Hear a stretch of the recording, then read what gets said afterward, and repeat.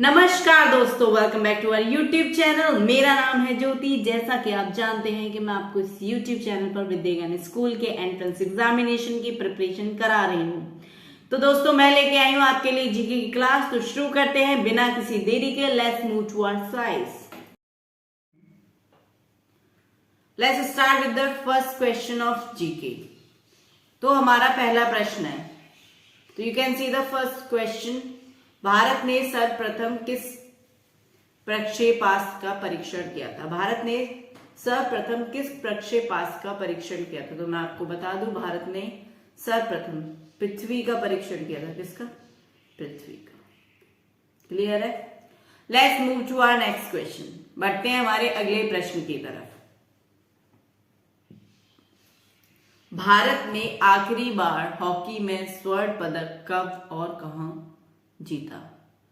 When and where did India win gold medal in hockey? When and where did India win the gold medal in hockey? यानी कि भारत ने आखिरी बार hockey में स्वर्ण पदक कब और कहां जीता? यानी कि जब से भारत ने कोई भी स्वर्ण पदक नहीं जीता है हॉकी में, कब से और कब से, और मतलब कहां पे जीता था लास्ट में और कब से नहीं जीता? तो मैं आपको बता दूं कि 1980 में, यानी कि 1980s में मॉस्को में लास्ट टाइम भारत ने स्वर्ण पदक यानी कि गोल्ड मेडल जीता था मॉस्को में 1980s में। उसके बाद 1980 के बाद कभी भी भारत ने गोल्ड मेडल नहीं जीता है। ये हमारे लिए बहुत अच्छी बात नहीं है। ये हमारे बताता है कि हमारा देश स्पोर्ट्स में कितना पीछे है। आगे बढ़ते हैं हमारे नेक्स्ट प्रश्न की तरफ। Let's move to the next question. आप देख पा रहे हैं नेक्स्ट क्वेश्चन आपकी स्क्रीन पर है। संविधान के प्रारूप समिति के चेयरमैन कौन थे? संविधान के प्रारूप समिति के चेयरमैन कौन थे? तो doctor Bhimrao Ambedkar. Doctor Bhimrao Ambedkar. Doctor B R Ambedkar. Doctor B R Ambedkar. He is also known as the father of Indian constitution. Indian constitution के जनक, भारतीय संविधान के जनक, फादर ऑफ इंडियन कॉन्स्टिट्यूशन के नाम से भी इनको बोला जाता है। संविधान सभा का अस्थायी अध्यक्ष किसे चुना गया? अस्थायी यानी कि टेम्पररी, जो परमानेंट ना हो, कुछ दिन के लिए जिसको चुना जाता है वो होता है अस्थायी, टेम्पररी।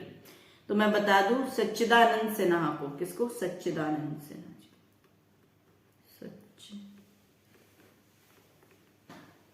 सच्चिदानंद सिन्हा क्या चुना गया? भारत का टेम्पररी यानी कि अस्थायी अध्यक्ष संविधान सभा का। Sorry. Let's move to the next question. You can see your next question on your screen. किस सुल्तान ने अपनी राजधानी दिल्ली से दौलताबाद स्थानांतरित की थी? यानी कि वो कौन सा रूलर था जिसने अपनी राजधानी को शिफ्ट किया था, यानी कैपिटल को शिफ्ट किया था फ्रॉम दिल्ली टू दौलताबाद? कौन था भाई? कौन था? मोहम्मद बिन तुगलक। कौन था? मोहम्मद बिन तुगलक। मोहम्मद बिन तुगलक। क्लियर है? Let's move to our next question.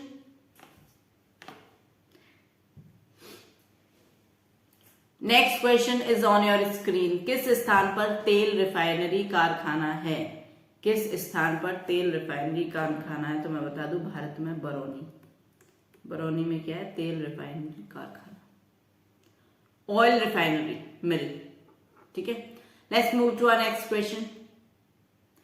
किस विटामिन में कोबाल्ट होता है? यानी कि कोबाल्ट मिनरल कौन सी विटामिन में पाया जाता है? तो मैं आपको बता दूं जो cobalt mineral is found in your vitamin B12। किसमें मिलता है? विटामिन B12 में। Vitamin B12।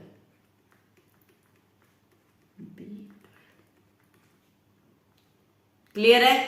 Let's move to our next question. So your next question is here on your screen. किस बृहत मंदिर की आरंभिक कल्पना तथा निर्माण सूर्यवर्मन द्वितीय के राज्यकाल में हुआ था? यानी कि वो कौन सा बृहत टेम्पल है जिसकी इमेजिनेशन और जिसका निर्माण कार्य, कंस्ट्रक्शन सूर्यवर्मन सेकंड के राज्य में हुआ था। तो कौन है वो? अंकोर वाट का मंदिर। कहाँ का है? अंकोर वाट का मंदिर। अंकोर वाट का मंदिर जिसका निर्माण सूर्यवर्मन द्वितीय के राज्यकाल में हुआ था। ठीक है, let's move to our next question that is on your screen. Bharat का शेक्सपियर किसे कहा जाता है?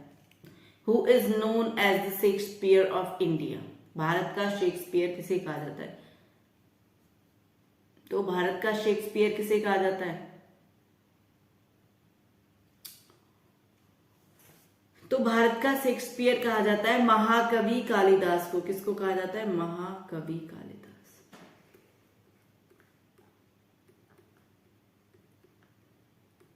कालिदास के इतने विद्वान कवि बनने के पीछे भी एक कहानी है। किसी दिन मौका मिलेगा तो मैं आपको जरूर बताऊंगी। कालिदास पहले बहुत ही मूर्ख हुआ करते थे, फिर वो कवि कैसे बने? इतने मतलब एजुकेटेड, इतने क्वालिफाइड वो कैसे हुए? आपको ये जानना चाहिए जरूर। ठीक है, या तो आप इसको रिसर्च कर सकते हैं, नहीं तो किसी दिन टाइम मिलेगा तो मैं आपको इसके बारे में जरूर बताऊंगी। क्लियर है? Let's move to our next question. चलते हैं हमारे अगले प्रश्न की तरफ। तो here is our next question, right on your screen. Bharat का संविधान कितने समय में तैयार हुआ था?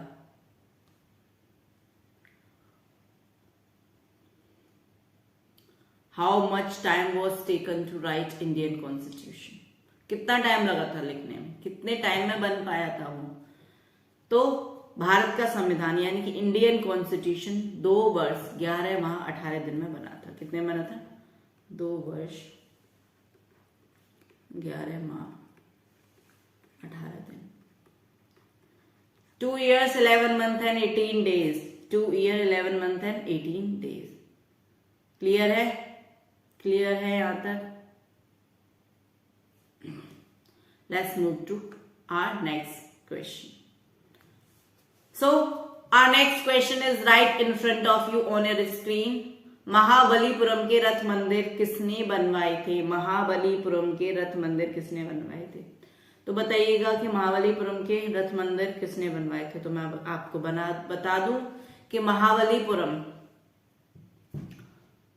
महाबलीपुरम के जो रथ मंदिर हैं वो पल्लव राजा नरसिंह वर्मन ने बनवाए थे। किसने बनवाए थे? पल्लव राजा नरसिंह वर्मन।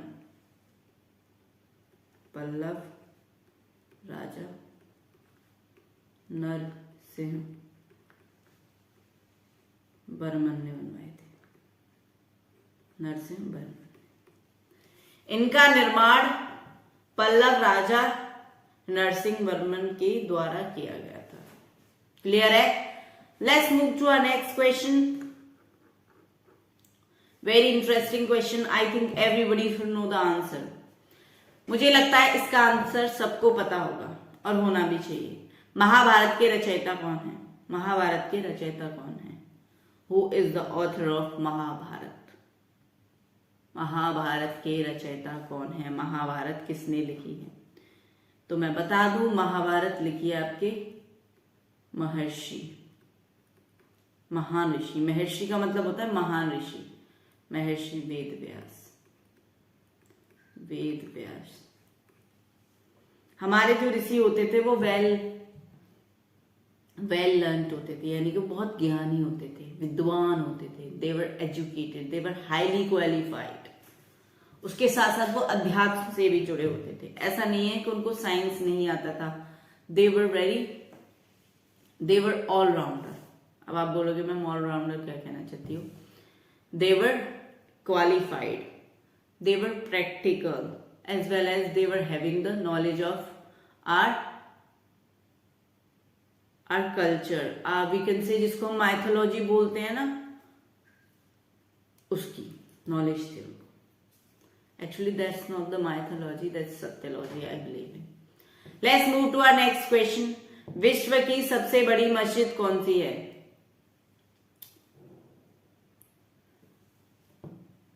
विश्व की सबसे बड़ी मस्जिद, लार्जेस्ट मॉस्क ऑफ वर्ल्ड, बताइए जरा. तो मैं आपको बता दूं कि अलम लिबिया की जो मस्जिद है इराक में, कौन सी? अलम लिबिया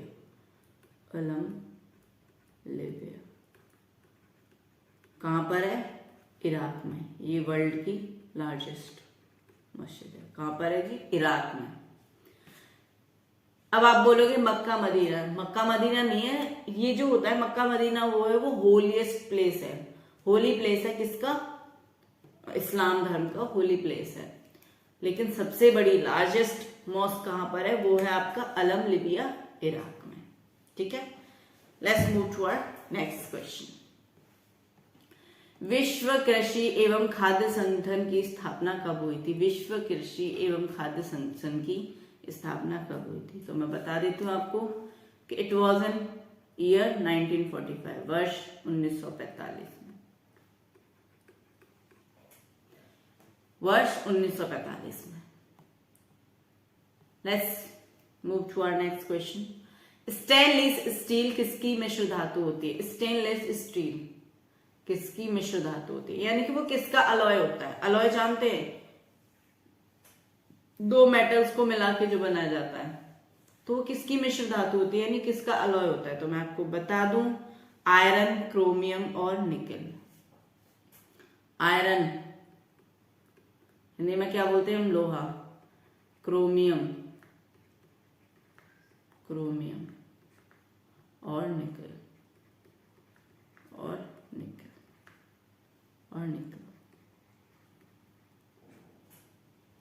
क्लियर है? Let's move to our next question. अगला प्रश्न. स्पष्ट प्रतिध्वनि सुनने के लिए श्रोता एवं परावर्तक के बीच की दूरी होनी चाहिए. स्पष्ट प्रतिध्वनि यानी कि इको सुनने के लिए, क्लियर इको सुनने के लिए तो कितनी दूरी होनी चाहिए? परावर्तक यानी कि जो रिफ्लेक्ट कर रहा है उसको, और जो सुनने वाला है श्रोता यानी कि लिसनर है, उसके बीच में कितनी डिस्टेंस होनी चाहिए? तो कितनी होनी चाहिए? 17 मीटर की डिस्टेंस होनी चाहिए. कितनी? 17 मीटर की दूरी होनी चाहिए परावर्तक और श्रोता के बीच में. क्लियर है? Let's move to our next question. विश्व में अभ्रक यानी कि माइका का सर्वाधिक उत्पादन किस देश में होता है? माइका क्या ये मेटल है, इसका उत्पाद किस देश में सबसे ज्यादा होता है? तो मैं बता दूं, ऑफ कोर्स भारत. हमारे अपने देश में माइका का उत्पाद सबसे ज्यादा होता है. भारत में. क्लियर है? Next question. विश्व में किसी देश की प्रथम महिला प्रधानमंत्री कौन बनी थी? We are not talking about only our Bharat, but हम पूछ रहे हैं विश्व में पहली प्रधानमंत्री महिला कौन थी? तो मैं बता दूं, श्री मावो भंडार Nike was the first woman to be the prime minister. Shri मावो भंडार Nike. She was the first woman to be the prime minister in the world. ठीक है? We are not talking about India here. We are talking about the world. Who was the first lady to be the prime minister? She was Shri Mabe Bhandar Naike. Sorry. Let's move to the next question. So here is our next question. Kakori train डकैती के नायक कौन थे? Leader. Who was the leader of the Kakori train robbery? तो कौन थे? मैं आपको बता देती हूँ, आपके राम प्रसाद बिस्मिल. क्या थे? राम प्रसाद बिस्मिल ककोरी ट्रेन डकैती के नायक थे. नायक कौन होता है? हीरो. हाँ जी, लीडर जो होता है वही. कौन थे? Ram Prasad next question, so here is a next question. कागज का आविष्कार किस देश में हुआ था? Invention of paper, in which country paper was invented और पेपर वॉज इन्वेंटेड? तो भाई किस में हुआ था, कौन से देश में हुआ था? तो हमारे पड़ोसी देश, आर नेबरिंग कंट्री चाइना, चीन में पेपर का आविष्कार हुआ था, चीन में। तिरंगे झंडे को संविधान सभा में कब राष्ट्रीय झंडे के रूप में अपनाया? यानी कि जो हमारा ट्राई कलर है, यानी कि जो हमारा तिरंगा है, राष्ट्रीय उस झंडे को संविधान सभा में राष्ट्रीय झंडे यानी कि नेशनल फ्लैग के रूप में कब वो किया था, अपनाया था? तो मैं आपको बता दूं 22 जुलाई 1947 में, 1947 को एग्जैक्ट डेट था आपका 22 जुलाई 1947 को हमने अपने ट्राई कलर को एज अ नेशनल फ्लैग अपनाया था। We accepted it as a national flag. Clear है? Let's move to our next and the last question of the day. तीसरी बौद्ध काउंसिल कब और कहां और किसके संरक्षण में हुई थी?